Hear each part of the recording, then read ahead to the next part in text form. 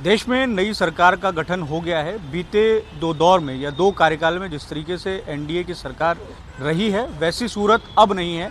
आंकड़ों का जो खेल है वो इस बार विपक्ष उसमें बहुत ज़्यादा मजबूत एक तरीके से दिखाई दे रहा है और विपक्ष का नियंत्रण जो है वो सत्ता में बहुत ज़्यादा बनता हुआ दिखाई दे रहा है। इस वक्त यूएसए न्यूज़ की टीम मौजूद है दिल्ली में और दिल्ली में हम महाराष्ट्र की राजनीति पर चर्चा कर रहे हैं। लोकसभा चुनाव के जो परिणाम रहे हैं उनका असर कुछ ही महीनों के बाद में राज्य में जो विधानसभा चुनाव होने वाले हैं उस पर क्या पड़ सकते हैं, इस पर हम बातचीत करेंगे। मेरे साथ दिल्ली की राजनीति को या महाराष्ट्र की राजनीति को जानने वाले, बारीक नज़र रखने वाले, समझने वाले वो सभी पत्रकार मौजूद हैं जो दिल्ली में काम करते हैं और दिल्ली से रिपोर्टिंग करते हैं। तो इनसे हम जानने की और समझने की कोशिश करेंगे कि आखिर ये जो चुनाव परिणाम आए हैं और राज्य में एक तरीके से जो महायुति गठबंधन कमज़ोर हुआ है उसका क्या असर जो है वो आने वाले समय में विधानसभा चुनाव में होंगे। ना केवल विधानसभा चुनाव में, क्या महाराष्ट्र चूँकि जैसा हम कहते हैं कि एक महत्वपूर्ण राज्य है तो क्या उसमें महायुति या एनडीए गठबंधन के कमज़ोर होने का किसी तरीके का असर केंद्र सरकार पर पड़ेगा क्या, इस पर हम बातचीत करेंगे। मेरे साथ सागर कुलकर्णी सर हैं, आप पीटीआई से हैं।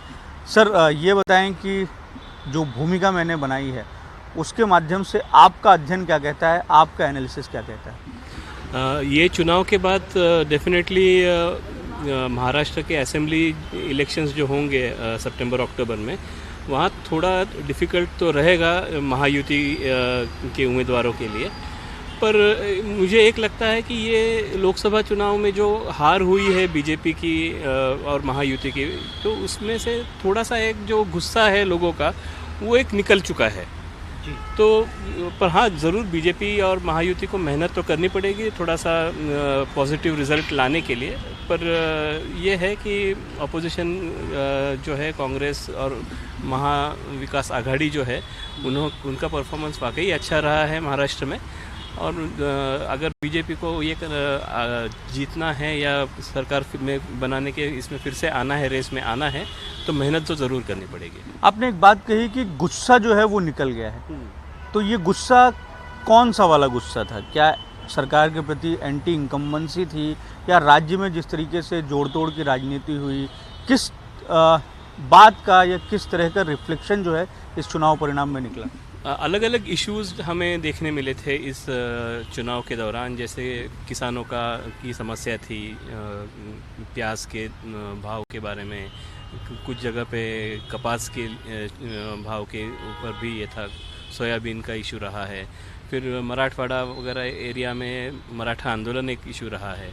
तो इस पर्टिकुलरली मराठा आंदोलन वगैरह का एक कहते हैं कि ये एक वहाँ से थोड़ा सा गुस्सा उसके आंदोलन का जो है वो शायद अभी असेंबली चुनाव में थोड़ा कम हो सकता है, क्योंकि वहाँ जो आंदोलन वाला जो इंटेंसिटी था वो शायद आपको ज़्यादा नहीं देखना मिलेगा अगले आने वाले दिनों में।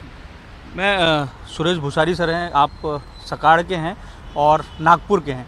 ये बताइए कि विदर्भ में जिस तरीके से परिस्थिति हमने देखी, बहुत कमज़ोर हुई है महायुति, इसके पीछे का कारण क्या है और महाराष्ट्र में क्यों ऐसी स्थिति आई? विदर्भ में खास करके जो बोले थे कि एक काश्तकारों का जो विषय था और दलितों का, क्योंकि महाराष्ट्र विदर्भ में दलित बहुत बड़ी संख्या में है। दलित, आदिवासी और ओबीसी ये जो वर्ग है वो बीजेपी के खिलाफ, केंद्र के और राज्य सरकार के दोनों सरकार के खिलाफ में उनका एक जनमत तैयार हो गया था।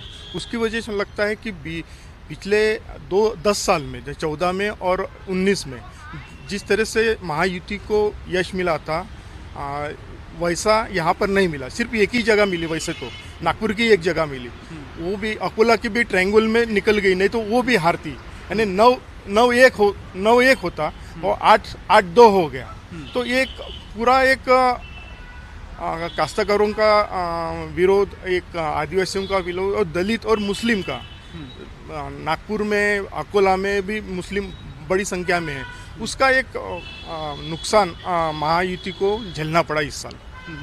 नहीं, लेकिन इसका जो रिफ्लेक्शन होगा, क्या हम उसका विधानसभा में देख सकते हैं क्या? और चूक जो है वो कहाँ से हुई? कि महायुति से चूक कहाँ हुई, या महाविकास आघाड़ी ने कहाँ ग्रिप किया और किस चीज़ का फ़ायदा हुआ? क्या ये राजनीतिक तौर से जो एक तरीके से हम उसे मान सकते हैं कि जो स्ट्रेटजी होती है, भारतीय जनता पार्टी या महायुति उसमें कमज़ोर हुई और महाविकास आघाड़ी उसमें बहुत ज़्यादा एग्रेसिव हुई?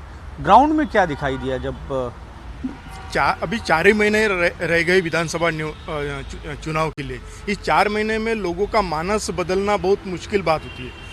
बहुत प्रयास करना पड़ेगा 4 महीने में मानस बदलने के लिए। ये जो कास्तकारों का विषय है, मराठा आरक्षण का विदर्भ में उतना असर नहीं है जितना मराठवाड़ा या पश्चिम महाराष्ट्र में है, लेकिन कास्तकारों का है, दलितों का है, मुस्लिम वोटर्स का है, वो बहुत से मतदारसंघों पे उसका असर गिरेगा कि 4 महीने में ये महाविकास आघाड़ी को कैसे परास्त करेंगे ये महायुति वाले, शिंदे साहब या फडणवीस साहब या अजित पवार साहब। ये एक देखने वाली बात है, क्योंकि 4 महीने में मुझे नहीं लगता बहुत बड़ा बदलाव हो जाएगा। इसका भुगत महायुति को नुकसान थोड़ा सा सहना पड़ेगा इस साल। अजय बुआ सर हैं सकार से, सर से हम जानना चाहेंगे कि एक बात जो है कांग्रेस की तरफ से ये कही जा रही है, विपक्ष की तरफ से जो कही जा रही है, एक मुद्दा जो उठाया गया था संविधान बदले जाने का, वो मुद्दा कहीं ना कहीं ग्राउंड में बहुत ज़्यादा काम करते हुए दिखाई दिया, और जो वोटर शिफ्ट हो गए थे 14 या 19 में, या जो वोट डाइवर्ट होते थे और जिसका सीधा फ़ायदा भारतीय जनता पार्टी को होता था, वो नहीं हुआ और एकमुश्त वो वोट पड़े और सरकार के खिलाफ में पड़े। बिल्कुल बात सही है। इसमें तो एक चीज़ ये हुई कि भाजपा ने अपनी पॉलिटिकल इंजीनियरिंग करते हुए अपनी सोशल इंजीनियरिंग जो है वो गंवा दी, तो वो खामियाजा भाजपा को ज़्यादा भुगतना पड़ा। मतलब अब अगर आप देखेंगे कि मोदी सरकार से लेकर एनडीए सरकार तक जो भाजपा की भाषा जो बदली है, वो उसका कारण यही है कि अभी नए दोस्त, क्योंकि भाजपा के जो मित्र पक्ष है, जो अलायंस पार्टनर है, उनमें भी क्रेडिबिलिटी कि बाकी लोग जो टूटे हैं वो भाजपा के पुराने मित्रों में ही वही पार्टियां जो टूटी है, तो हो सकता है कि बाद में अपना भविष्य क्या होगा, यह संदेह हर जगह पे रहा। जो महाराष्ट्र में सबसे ज़्यादा इसके एक्सपेरिमेंट हुए 2 जगह पे, शिवसेना में और राष्ट्रवादी कांग्रेस में, तो कहीं ना कहीं इसका परिणाम जो है वो विधानसभा चुनाव के ऊपर पड़ना ही पड़ना है। ये रही बात। दूसरी बात, जो आपने संविधान वाली जो बात कही थी, वो उसका काउंटर भाजपा बिल्कुल नहीं कर पाई, और विधानसभा चुनाव में तो खैर ये चीज़ अब नहीं आनी है। जैसे हमारे साथी ने कहा कि एक जो गुस्सा है लोगों का वो निकल चुका है, लेकिन बात वही है कि सोशल इंजीनियरिंग जो बिगड़ गई है, और इसमें लीडरशिप इशू स्टेट में भाजपा के लिए ये भी एक बड़ा मुद्दा है कि नेता कौन या किसके वजह से हारे। इसका जो एक आत्मपरीक्षण या इंट्रोस्पेक्शन जो होता है, तो अभी वो एक देखना पड़ेगा कि वो किस तरह से करते हैं, या हो सकता है कि लीडरशिप में बदलाव करते हैं या किसी नेता को आगे करके, मतलब खुद अपने नेता को आगे करेंगे या अलायंस पार्टनर के नेताओं को आगे करके चुनाव लड़ेंगे। ये भी एक देखने वाली बात होगी, क्योंकि अभी भाजपा को ये मैसेज तो देना पड़ेगा कि हम साथ में हैं, हम अकेले नहीं हैं। तो वही चीज़ जो है वो भाजपा कोशिश करेगी। आपने एक बात कही कि भाजपा को ये मैसेज देना पड़ेगा कि साथ में है, लेकिन कल ही जो है वो मंत्रिमंडल की शपथ विधि रही, तो जो अलायंस हैं, उन अलायंस में से दोनों जो प्रमुख अलायंस हैं उसमें से किसी को मंत्री पद नहीं है। अब तो बात तो वही है, क्योंकि डिमांड वही थी कि जिसकी संख्या ज़्यादा है उस हिसाब से मंत्री पद मिलना चाहिए, जो मिला नहीं है। लेकिन ये बात सिर्फ मंत्री पद की है ये नहीं है, हो सकता है कि इसी बहाने विधानसभा चुनाव में एक जो प्रेशर टैक्टिस होती है कि एक चीज़ मांगो तो उसके पीछे वही चीज़ मिले, ये नहीं होता कि और दूसरी कुछ चीज़ मिलना चाहिए। तो हो सकता है कि सीटों की बार्गेनिंग या पोर्टफोलियो की बार्गेनिंग, या आप जो और कुछ चीज़ें हमको दो, इस तरह की बार्गेनिंग हो सकती है। उसका एक ट्रिगर पॉइंट ये हो सकता है कि आप हमको कैबिनेट पोर्टफोलियो दो। जैसे अजित पवार की पार्टी ने कहा है कि हम वेट करेंगे, राज्यसभा में हमारी ताकत बढ़ाएंगे और उसके बाद हम कैबिनेट मिनिस्ट्री पे दावा करेंगे, उसके लिए हम इंतज़ार करेंगे। अब शिवसेना वालों ने ये बार्गेनिंग की थी या नहीं की थी, ये अभी तक तो समझ में नहीं आया, क्योंकि आज वो लोग बोल रहे हैं कि हमको कैबिनेट मिलना चाहिए, कैबिनेट पोर्टफोलियो, क्योंकि एक दल के जिनके एक सांसद है या जिनके हमसे कम सांसद है उनको आपने कैबिनेट दिया था, तो हमको क्यों नहीं मिलना चाहिए। हालांकि ये पार्टी की तरफ से आया नहीं कि किसी सांसद ने इंडिविजुअल तौर पे कहा है, लेकिन वो कहीं ना कहीं पार्टी की भावना उसमें झलकती है। तो ये विधानसभा चुनाव को जुड़ा हुआ मुद्दा ही इसको लेकर देखा जाना चाहिए। हमारे साथ शामकांत जहांगीरदार सर भी हैं, आप तरुण भारत से हैं। सर ये बताएं, आपका विश्लेषण क्या कहता है, एनालिसिस क्या कहता है, भाजपा से आखिर चूक कहाँ हो गई। भाजपा तो वो पार्टी है जो हर महीने लगभग सर्वे करती है, और कितने सर्वे ऐसे चर्चा में रहते हैं भाजपा के, फिर भी सारे सर्वे जो हैं, सारे आंकड़े हैं, और भारतीय जनता पार्टी के नेता जो हैं महाराष्ट्र के, वो कैमरे के सामने आके जिस कॉन्फिडेंस से बातें कर रहे थे कि हम 48 की 48 सीटें जीतेंगे, वो सारा का सारा एक तरीके से ध्वस्त हो गया, धराशायी हो गया। कहाँ चूक हुई? नहीं, भाजपा नेताओं का जो ये था प्लानिंग था वो तो गलत साबित हुआ है, और बीजेपी की हार की जिम्मेदारी जो है, जो महाराष्ट्र के डिप्टी सीएम हैं देवेंद्र जी फडणवीस, उन्होंने एक्सेप्ट की है। उन्होंने ये भी कहा है कि मुझे अब पक्ष ऑर्गेनाइजेशन के ऊपर ज़्यादा ध्यान देना पड़ेगा, उसके लिए मैं ज़्यादा मेहनत करूँगा, क्योंकि आने वाले समय में महाराष्ट्र में विधानसभा चुनाव भी होने वाले हैं। लोकसभा में जो कुछ हुआ है उसके सिर्फ एक ही रीज़न नहीं है, उसके अलग अलग बहुत से कारण हो सकते हैं। तो लोकसभा चुनाव में जो गलती हुई है, अब उसको वो करेक्ट करना चाहते हैं। जो गलती यहाँ हुई वो महाराष्ट्र विधानसभा चुनाव में नहीं होनी चाहिए। लोकसभा चुनाव में हारे हैं तो कम से कम महाराष्ट्र विधानसभा चुनाव जीतना ये बीजेपी के लिए बहुत बड़ा एक टारगेट हो सकता है। आप एक समझ सकते हो कि जैसे दुनिया में दो आदमी एक समान नहीं हो सकते हैं, उसी समान कोई भी दो इलेक्शन हैं एक जैसे नहीं होते हैं, और वैसे भी ये लोकसभा का चुनाव और विधानसभा का चुनाव, इसमें बहुत अंतर आता है। लोकसभा चुनाव में एक तो नेशनल इशू होते हैं, विधानसभा चुनाव में लोकल इशू चलते हैं। तो लोकसभा चुनाव में इस बार जो वोटिंग हुआ है, नेशनल इशू के देखते हुए आम जनता ने, आम वोटर ने वोटिंग किया है, तो शायद उसमें कोई बीजेपी की गलती हुई होंगी, और विधानसभा चुनाव में वो गलती वो दोहराना नहीं चाहते। तो विधानसभा चुनाव के लिए उनका जो अलग प्लानिंग है, तो मुझे लगता है कि उससे उतना नुकसान बीजेपी को होने की संभावना नहीं है महाराष्ट्र में।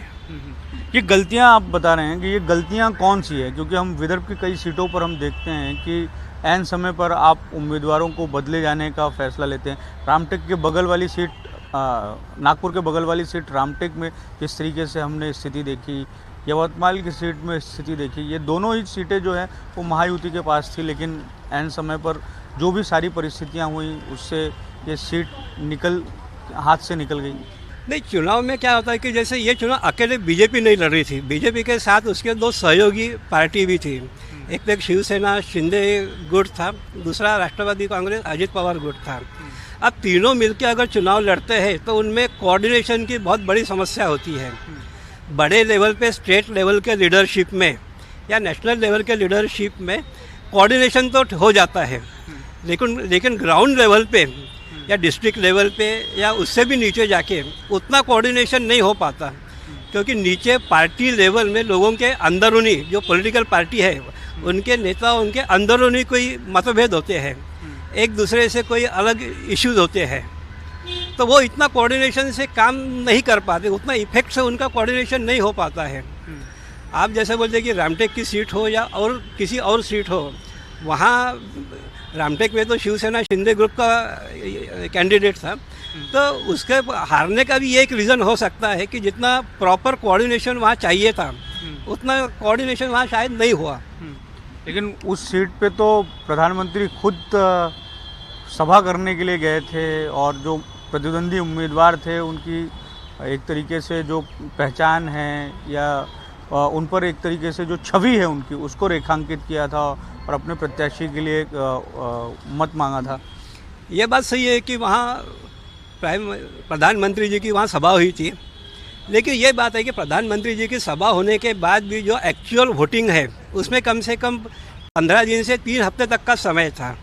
इस बीच के ये जो समय है, इसमें लोकल जो कार्यकर्ता है तीनों पार्टियों के, उन्होंने कितना वो जो पीएम की जो सभा थी उसका कितना कोशिश की कि वोट अपने तरफ कन्वर्ट हो जाए। पीएम तो आ गए, वहाँ उनका भाषण हुआ, वो निकल भी गए, लेकिन वो भाषण का इम्पैक्ट जो कैश करने के लिए जो ग्राउंड लेवल पे वर्क होना चाहिए था, मुझे लगता है उतना प्रॉपर वर्क वहाँ नहीं हुआ है, उतनी मेहनत वहाँ नहीं हो पाई। अब तो एक बात ये भी कही जा रही है कि नितिन गडकरी जो नागपुर से सांसद हैं और मंत्री बन गए हैं अब, कि उन्होंने जहाँ जहाँ सभा की वहाँ की सीट भारतीय जनता पार्टी जीती है, लेकिन मोदी जहाँ जहाँ गए वहाँ की सीट हारी है। नहीं, एक तो ये ऐसा ये नहीं कह सकते कि ये नेता गया इसलिए सीट जीती गई और ये नेता गया इसलिए वो सीट हारी गई। चुनाव जीतने के और हारने की बहुत अलग अलग ये फैक्टर्स होते हैं। किसी एक फैक्टर से कोई भी चुनाव ना जीता जाता है ना हारा जाता है। तो ये कहना उतना सही नहीं है कि मोदी जी गए इसलिए सीट हारी और गडकरी जी गए इसलिए सीट जीती है। उसके बहुत से रीज़न होते हैं। हमारे साथ सुनील चावके सर भी हैं, आप लोकमत के हैं। आपसे जानना चाहेंगे सर कि आपका एनालिसिस क्या कहता है। एक बात होती है अंडर करंट की, तो वो अंडर करंट इस बार किस तरीके से था और एंटी इनकम्बेंसी जो है वो किस तरीके से थी। वो बहुत ज़्यादा प्रभावी थी लेकिन दिख नहीं रही थी, क्योंकि जो सर्वेस आ रहे थे उसमें तो भारतीय जनता पार्टी सबसे बड़ी पार्टी उभर कर सामने आ रही है। कई सर्वे ने तो 400 के पार के आंकड़े बताए थे।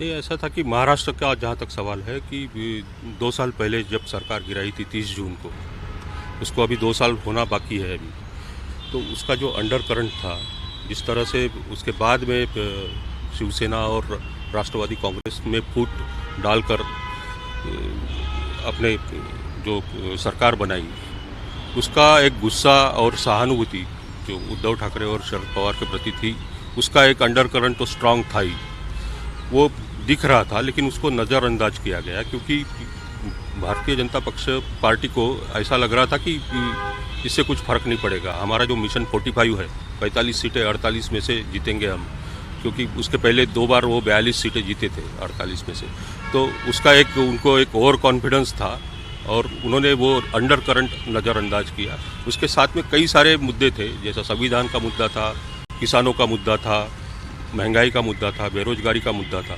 तो ये सारे मुद्दे इकट्ठे होकर जिस तरह से पराजित हो गए हैं वो, यानी 48 में से केवल 17 सीटें जीत पाए हैं, तो कुछ हद तक जैसा कहा जा रहा है कि गुस्सा निकल गया, लेकिन गुस्सा अभी असली गुस्सा जो है वो विधानसभा चुनाव में दिखने वाला है, क्योंकि वो पूरी तरह से गया नहीं है गुस्सा, क्योंकि अब लोकल इश्यूज़ पर चुनाव होंगे पूरे 288 असेंबली सेगमेंट्स में, और उसका असर ज़रूर पड़ेगा।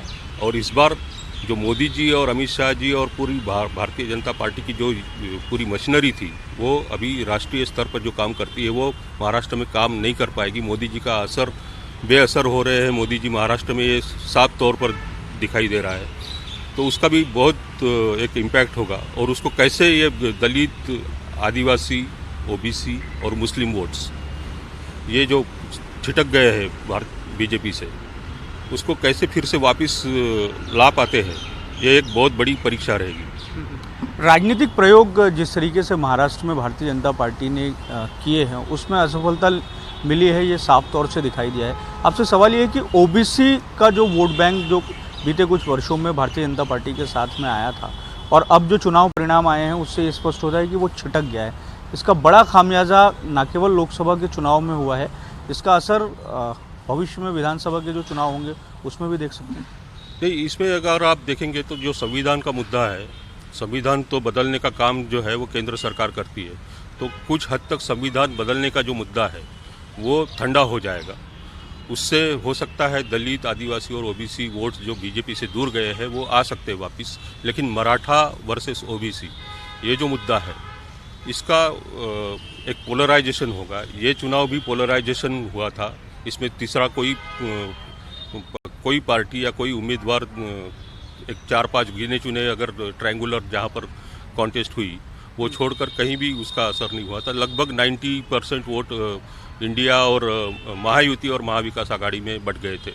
तो इस बार हो सकता है कि वैसी स्थिति न हो, कुछ लोकल कैंडिडेट्स असर कर सके, वोट डिवाइड कर सके, लेकिन फिर भी जो मराठा वर्सेस ओबीसी ये जो चुनाव बनने जा रहा है आगे, उसका निश्चित तौर पर असर होगा। और जहाँ पर मराठा तो अभी 165 विधायक चुन के आए थे 288 में से, तो ये जो मराठा विधायकों का जो दबदबा रहता है वो खास तौर पर उसका ज़रूर असर पड़ेगा और उसके हिसाब से भारतीय जनता पार्टी को अपनी रणनीति तय करनी पड़ेगी। आपको लगता है कि लोकसभा चुनाव में भारतीय जनता पार्टी जो है, लोकसभा चुनाव में या उसके पूर्व में हमने जिस तरीके से देखा कि पार्टी के नेताओं के जिस तरीके से बयान आ रहे थे, उसमें आत्मविश्वास तो झलक रहा था, लेकिन एक तरीके से ओवर कॉन्फिडेंस भी दिखाई दे रहा था। कई विश्लेषक ये भी मानते हैं कि ओवर कॉन्फिडेंस की वजह से जिस तरीके से बातें कही गई, चाहे वो मीडिया के सामने हो या पब्लिक में,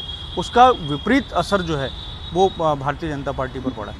निश्चित तौर पर, क्योंकि मिशन 45 पहले से ही चुनाव घोषित करके चल रहे थे, 400 पार, 370 पार, ये जो घोषणाएं हैं उसका एक काउंटर प्रोडक्टिव असर निश्चित तौर पर सब तरफ हुआ है। महाराष्ट्र पे ज़्यादा हुआ है।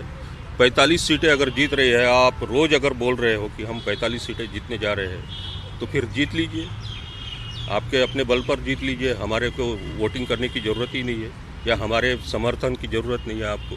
आपने तो पहले ही चुनाव के नतीजे घोषित कर दिए।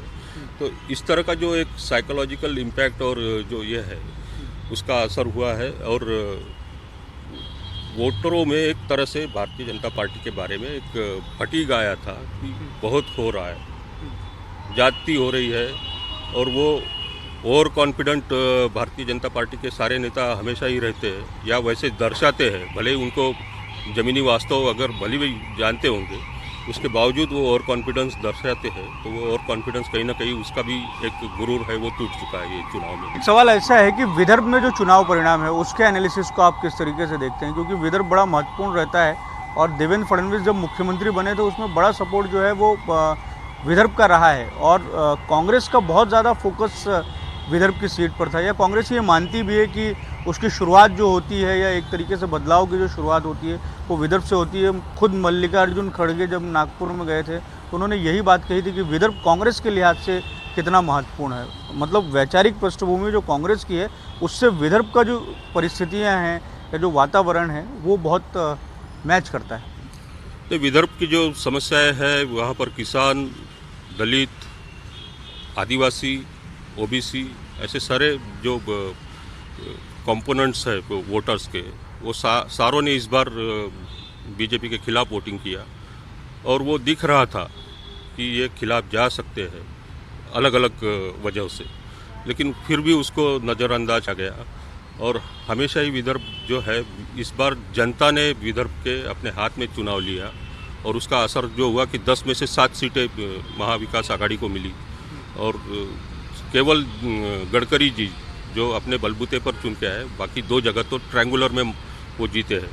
तो साफ तौर पर ये दिख रहा था, लेकिन फिर भी भारतीय जनता पार्टी का विदर्भ में भी एक बहुत बड़ा ये है और उन्होंने वो 2014 के चुनाव में दिखा भी दिया था।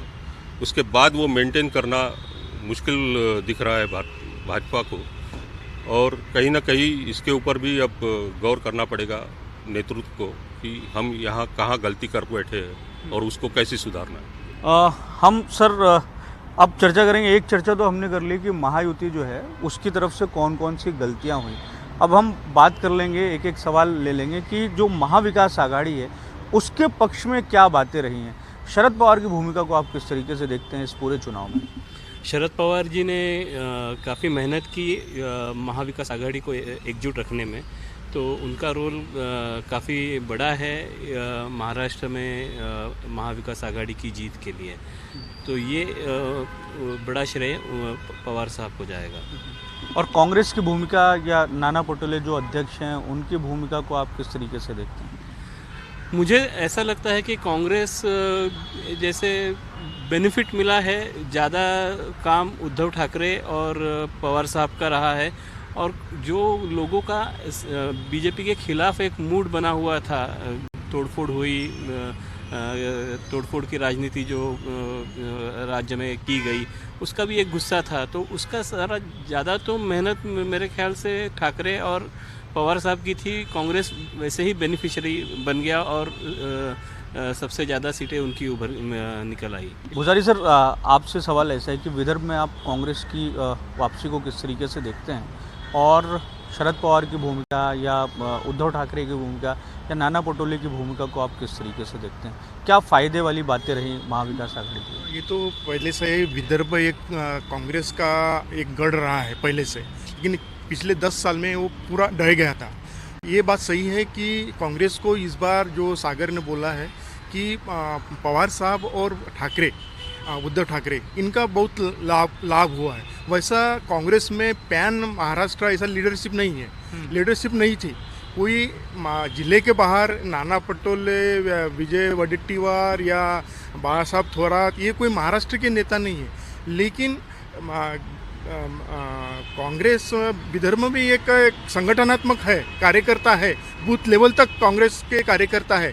इसका लाभ कांग्रेस को मिला और एक पवार साहब और उद्धव ठाकरे की सहानुभूति जो है वो भी कांग्रेस को मिली। वो उनके ज़्यादा प्लस हो गए, यानी कांग्रेस की संगठन और ये दोनों की सहानुभूति, इससे कांग्रेस का ज़्यादा लाभ वो हो गया। नहीं तो यहाँ पर भी वर्धा में एनसीपी के जो सांसद है वो चुन के नहीं आ सकते थे, लेकिन कांग्रेस के वोटर्स और एनसीपी के भी वोटर्स सब ने एक तरह से काम किया, एकजुट। ये तीनों एक विशेष बात रही है कि महाविकास आघाड़ी में तीनों पार्टी के जो कार्यकर्ता हैं बूथ लेवल तक वो एकजुट रहे। सिर्फ नेताओं में एकजुटता नहीं थी, कार्यकर्ताओं में भी एकजुट था। इसलिए इतना बड़ा 10 में से 7 सांसद महाविकास आघाड़ी की चुन के है।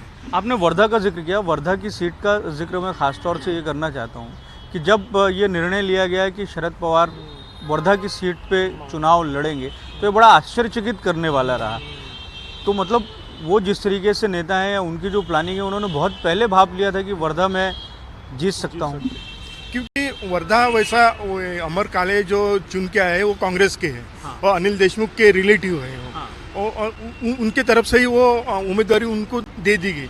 और वर्धा में कांग्रेस का एक अच्छा खासा एक वोट बैंक है वहाँ पर, क्योंकि वसंत साठे उसके पहले भी चुन के आए थे। फिर 10 साल में अभी रामदास तड़स पर वो भी कांग्रेस की बीजेपी में गए, पाले में गए। लेकिन एक कांग्रेस का एक था और एनसीपी है, एनसीपी के भी 2 एमएलए वहाँ पे चुन के आए थे। एक हिंगनघाट में भी आए थे और मुझे लगता है एक वर्धा में भी आए थे। तो ऐसा एक अमर काले को उसका भी फायदा मिला। सर, आपसे जानना चाहेंगे कि महाविकास आघाड़ी जो है उसका मजबूत पक्ष आपको क्या दिखता है इस चुनाव में, और क्या ये जो पक्ष है वो आने वाले विधानसभा चुनाव में भी जारी रहेगा, और इसी तरीके से ये मजबूती बनी रहती है तो इसमें महाविकास आघाड़ी के परफॉर्मेंस को हम किस तरीके से देख सकते हैं? महाविकास आघाड़ी के लिए सबसे बड़ी तो 1-2 चीज़ें इसमें ये रही कि तीनों दलों को जो अलग अलग विचारधारा वाले उनको साथ लाने की जिम्मेदारी थी शरद पवार पे।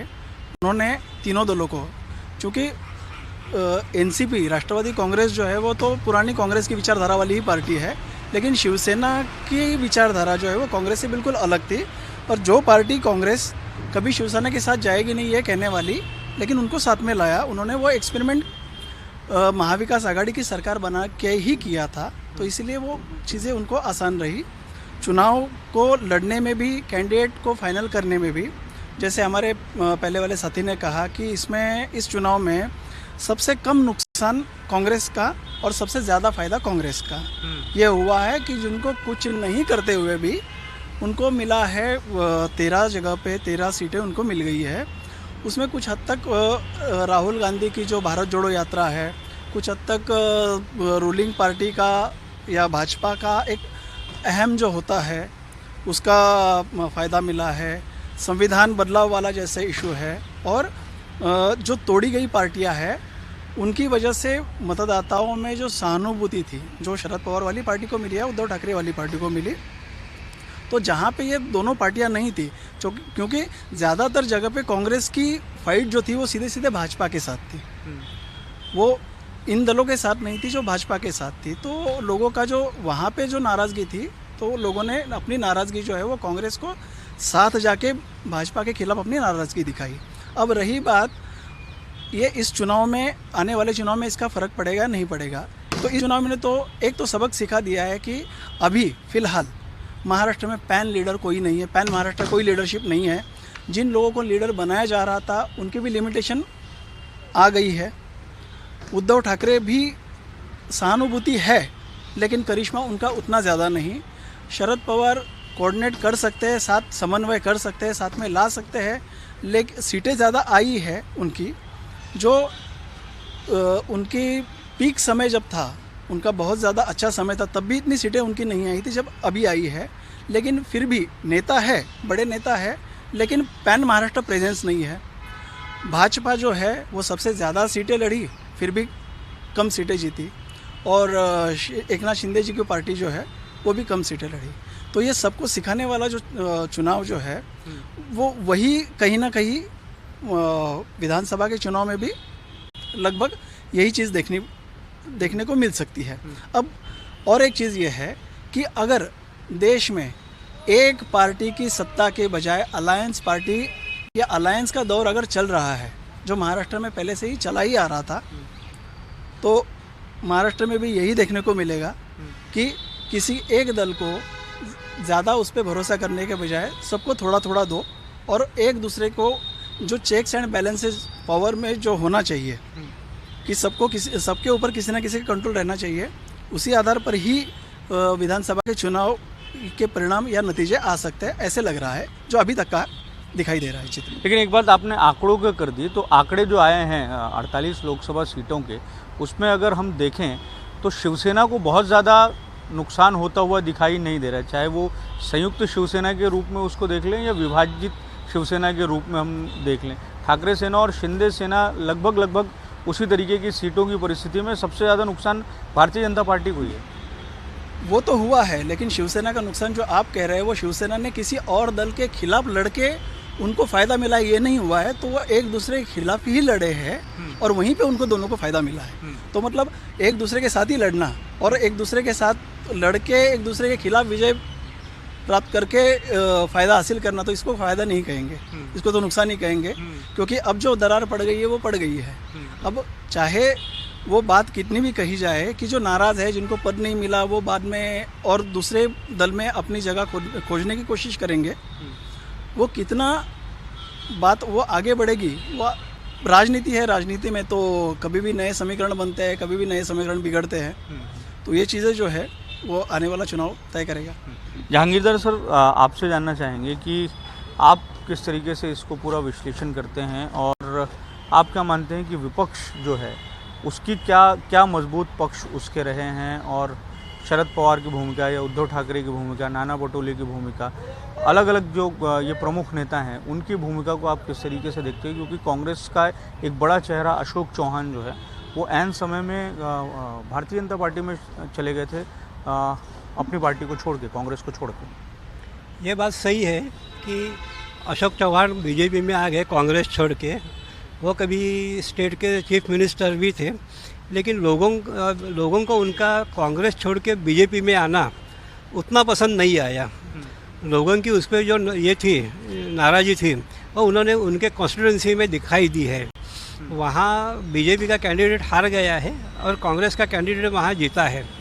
तो जो पॉलिटिकल लीडर है, जो नेता है, वो जो समय समय पे अपने इंटरेस्ट के लिए जो डिसीजन लेते हैं, वो सभी डिसीजन आम जनता को पसंद आते ही है, ऐसा नहीं है। तो हर बात, हर नेता अपने फ़ायदे के लिए सोचता है, अपने पॉलिटिकल इंटरेस्ट के लिए कोई डिसीजन लेता है, लेकिन उसमें उसके एरिया के जनता का कोई फ़ायदा है, उसको कुछ उसका डिसीजन से कोई बेनिफिट मिलता है, ऐसा कभी दिखता नहीं है। इसीलिए नेता का डिसीजन वहाँ की जो वोटर्स है, आम जनता है, उन्होंने रिजेक्ट किया है।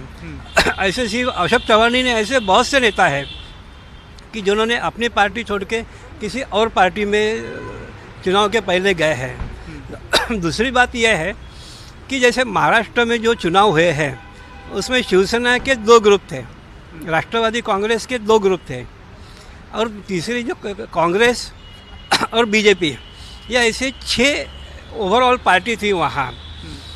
तो ये 6 पार्टी में सबसे ज़्यादा वैसे फ़ायदा बोलो, जो बेनिफिट मिलो, चुनाव का बेनिफिट, वो कांग्रेस को मिला है। दूसरे नंबर पे वहाँ बीजेपी आई है।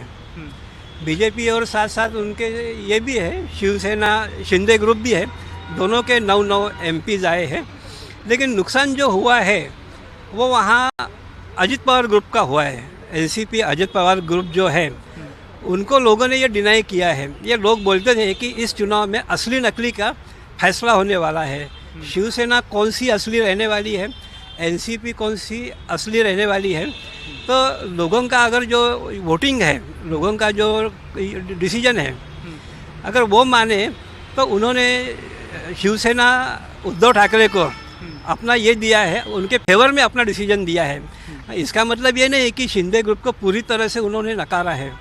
उनको भी अगर शिंदे उद्धव ठाकरे के 9 MP चुन के आए हैं तो एकनाथ शिंदे जी के भी 7 MP चुन के आए हैं।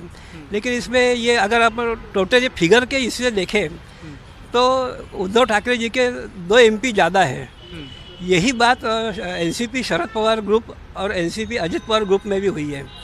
शरद पवार ग्रुप के MP ज़्यादा चुन के आए हैं और उस मुकाबले अगर हम अजित पवार ग्रुप के और देखते हैं उनके, तो उनका सिर्फ एक ही MP चुन के आया है पूरे चुनाव में।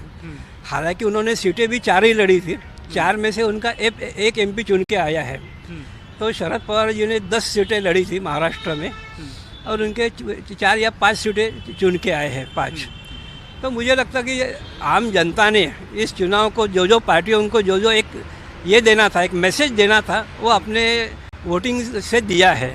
और मुझे लगता है कि ये जो मैसेज है वो महाराष्ट्र की सभी पॉलिटिकल पार्टी है अच्छी तरह से समझ लेंगी और उसी हिसाब से अपने लिए इंट्रोस्पेक्शन करेंगी कि अपने तरफ से क्या क्या गलती हुई है, आने वाले भविष्य में या आने वाले चुनाव में वो सब गलतियाँ वो दुरुस्त करेंगे। एक आखिरी सवाल आपसे ये है कि लोकसभा चुनाव के जो परिणाम है वो विधानसभा चुनाव में कितना असर डालेंगे, क्योंकि आंकड़ों पर पूरा अध्ययन हो रहा है। विदर्भ की अगर हम बात कर लें तो 70% सीटें ऐसी हैं कि जहां पर महाविकास आघाड़ी जो है उसके जो उम्मीदवार हैं उसको ज़्यादा बहुमत मिला है। नागपुर की अगर हम बात करें तो नागपुर में ऐसी स्थिति हो गई कि केंद्रीय मंत्री नितिन गडकरी जैसा चेहरा जो चुनाव लड़ रहा है उससे भी कई कॉन्स्टिट्यूंसीज़ में जो है वो कम मत मिले हैं।